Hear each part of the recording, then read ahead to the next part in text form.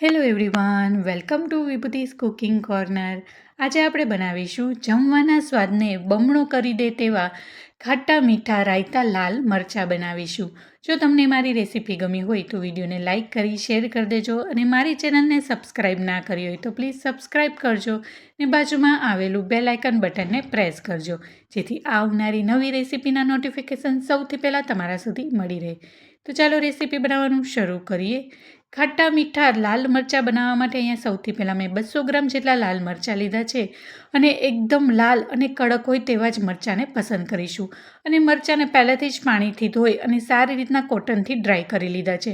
મરચાંમાં થોડું પણ પાણીનું પ્રમાણ ન હોય અને એકદમ લૂછેલા અને સારા હોય તેવા જ રાખવાના, જેથી મરચાં છે એ લાંબા સમય સુધી સારા રહેશે. હવે મરચાંને ચાકુની મદદથી કટ કરીશું. તો સૌથી પહેલાં ડીટીયાના ભાગને કટ કરી અને ચાકુથી વચ્ચેથી 2 ભાગમાં કટ કરી અને અંદર રહેલા બિયાને દૂર કરી લઈશું.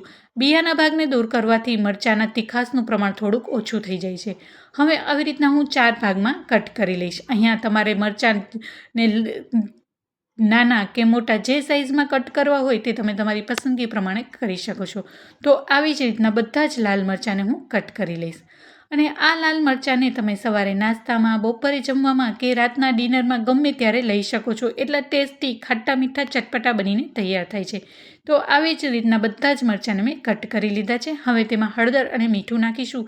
તો સૌથી પહેલાં મેં 1 મોટી ચમચી જેટલું મીઠું નાખ્યું છે અને અડધી ચમચી જેટલું હળદર પાવડર નાખ્યું છે. હવે એને ચમચાની મદદથી મિક્સ કરી લઈશું અને તેને અડધો કલાક કે પછી કલાક માટે આવી રીતના જ તેમાં રહેવા દઈશું. જો આવી રીતના રાયતા મરચાં બનાવશો તો તમારા મરચાં છે એ લાંબા સમય સુધી સારા રહેશે અને મરચાં છે એ લાંબા સમય સુધી કડક પણ રહેશે. ઘણીવાર ઘણાને પ્રશ્ન થતો હોય છે કે મરચાં છે એ થોડાક સમયમાં જ એકદમ પોચા થઈ જાય છે. તો તમે આવી રીતના બનાવશો તો તમારે થોડાક લાંબા સમય સુધી મરચાં છે એ સારા અને કડક રહેશે. હવે આપણે હળદર મીઠું નાખી અને મિક્સ થઈ ગયું છે, જેથી મીઠાનું પાણી છે એ બધું છૂટી જશે. હવે એને ઢાંકણ ઢાંકી અને આપણે એને રહેવા દઈશું.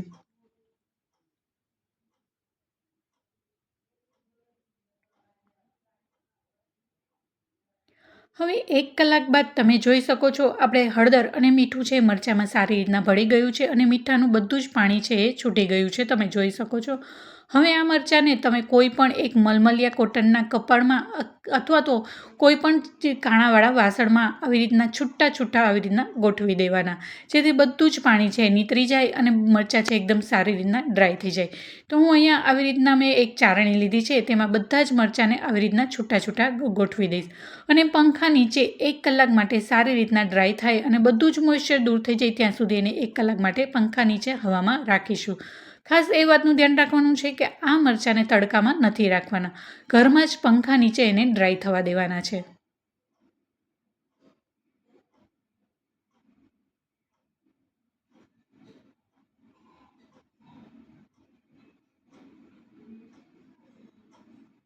હવે બધા જ મરચાંને મેં ચારણીમાં આવી રીતના ગોઠવી દીધા છે. હવે એને પંખા નીચે એને હું 1 કલાક માટે સારી રીતના ડ્રાય થવા માટે રાખી દઈશ. હવે મરચાંમાં ઉમેરવા માટેનું આપણે તેલ ગરમ કરીશું. તો અહીંયા મેં 1 નાના કપ જેટલું તેલ લીધું છે અને ધુવાણા નીકળે ત્યાં સુધી એને ખૂબ જ સારી રીતના તેલને ગરમ કરીશું.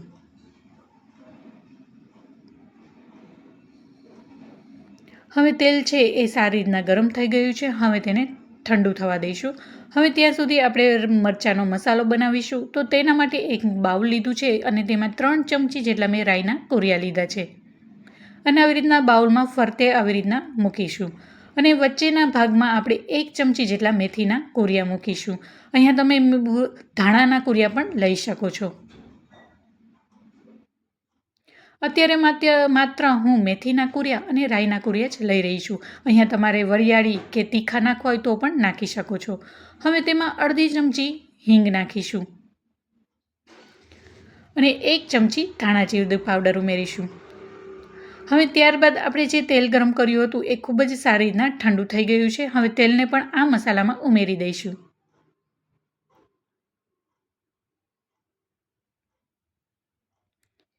તેલ ઉમેર્યા બાદ એને ચમચાની મદદથી બધું જ સારી રીતના મિક્સ કરી લઈશું.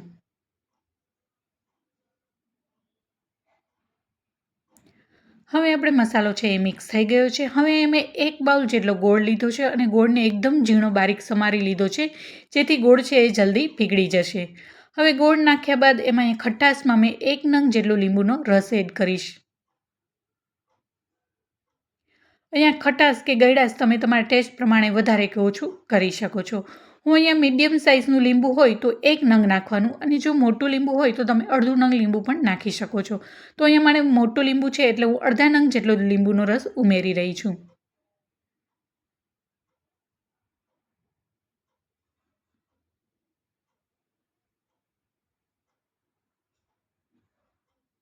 હવે લીંબુના રસ ઉમેર્યા બાદ એને ફરીથી ચમચાની મદદથી મિક્સ કરી લઈશું.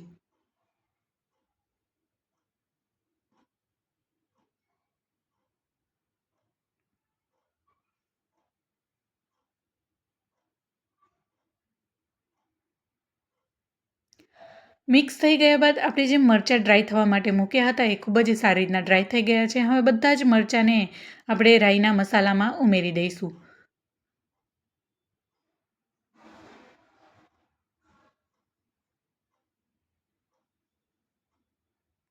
હવે ચમચાની મદદથી સારી રીતના મિક્સ કરી લઈશું.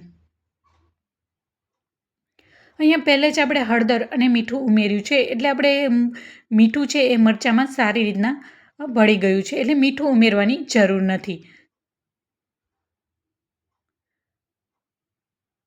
અને એકદમ હળવા હાથે બધા જ મસાલાને મરચાં સાથે મિક્સ કરી લઈશું.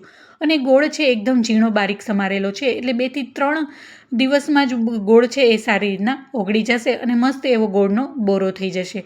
હવે અહીંયા મને થોડી એવી હળદરની જરૂર લાગી, એટલે મેં અડધી ચમચી જેટલો મેં ફરીથી હળદર પાવડર નાખ્યું છે, જેથી મસ્ત એવો કલર આવે. હવે મસ્ત એવા રાયતા ખાટા મીઠા લાલ મરચાં બનીને તૈયાર થઈ ગયા છે. હવે આ મરચાંને તમે કોઈ પણ કાચની એરટાઈટ બરણીમાં ભરીને રાખી શકો છો અને ગમે ત્યારે તમે ખાઈ શકો છો. અને આવી રીતના બનાવવાથી મરચાં છે તમારા એકદમ કડક અને લાંબા સમય સુધી સારા રહેશે. હવે આપણે આ રાયતા મરચાંને સર્વિંગ બાઉલમાં લઈ લઈશું. તો જોતાં જ ખાવાનું મન થઈ જાય એવા ટેસ્ટી ખાટા મીઠા રાયતા લાલ મરચાં બનીને તૈયાર છે. તો કેવી લાગી આજની મારી આ રેસીપી મને જરૂરથી જણાવજો. જો તમને મારી રેસીપી જરા પણ ગમી હોય તો વિડીયોને લાઇક કરી અને તમારા ફ્રેન્ડ્સ એન્ડ ફેમિલીમાં વધુમાં વધુ શેર કરજો. અને મારી ચેનલને સબસ્ક્રાઈબ ના કરી હોય તો સબસ્ક્રાઈબ કરજો. અને બાજુમાં આવેલું બેલ આઇકન પ્રેસ કરવાનું જરા પણ ના ભૂલતા, જેથી આવનારી નવી રેસીપીના નોટિફિકેશન સૌથી પહેલાં તમારા સુધી મળી રહે. તો ફરી મળીશું એક નવી જ રેસીપી સાથે અને એક નવા જ સ્વાદ સાથે. ત્યાં સુધી આવજો and thank you for watching.